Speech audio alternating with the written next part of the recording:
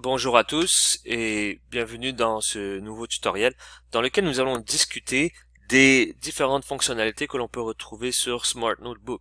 Nous allons tout d'abord commencer par les fonctionnalités que nous allons utiliser le plus souvent.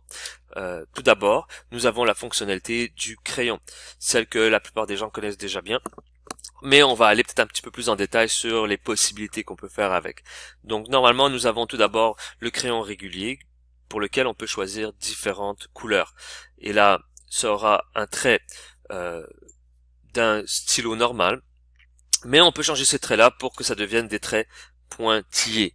Et donc, si on surligne, on va avoir des traits pointillés. Ce qui est intéressant, c'est qu'on peut ajuster la transparence, surtout lorsqu'on cherche à faire un dessin ou une forme que l'on voudrait que les élèves retracent. Alors dans ce cas-ci, on pourra cliquer sur le mode transparence, et puis là on ajuste la transparence, et puis vous allez voir que le trait va apparaître beaucoup plus pâle, ce qui va permettre à l'élève de venir retracer une fois que la transparence aura été enlevée.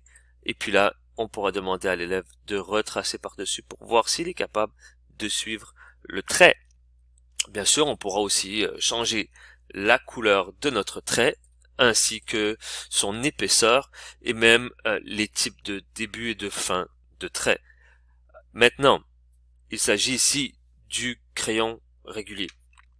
Nous avons aussi un crayon de couleur. Ce crayon-là va simuler des crayons de type Crayola.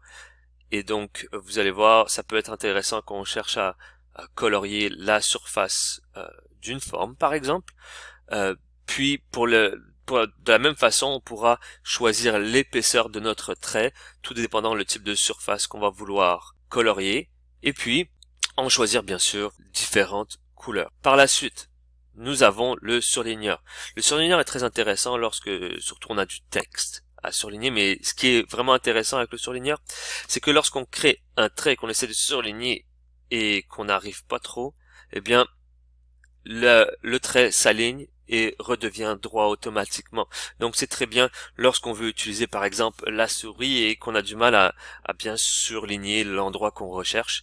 Et puis bien sûr, vu que c'est un surligneur, ça donne un effet de transparence, ce qui fait qu'on va voir ce qu'il y a en dessous de ce trait. Tout comme les autres crayons, on peut en choisir l'épaisseur et bien sûr la couleur. Maintenant, nous passons à notre crayon créatif. C'est un crayon si on veut avoir un petit côté un peu plus extravagant dans notre façon de présenter les choses. Comme on peut le voir, il va y avoir différents types de couleurs pour notre crayon. Ça peut être quelque chose d'amusant, mais au-delà de ça, il n'y a pas réellement de fonction spécifique par rapport à ce crayon-là. Finalement, nous avons le crayon magique. Et ça, c'est très intéressant puisque, admettons qu'on essaie de faire un cercle avec notre crayon magique. Et bien là, il va nous créer un cercle parfait qu'on va pouvoir réajuster. On pourra éventuellement mettre l'emphase sur un endroit spécifique de notre présentation, et puis on pourra le faire disparaître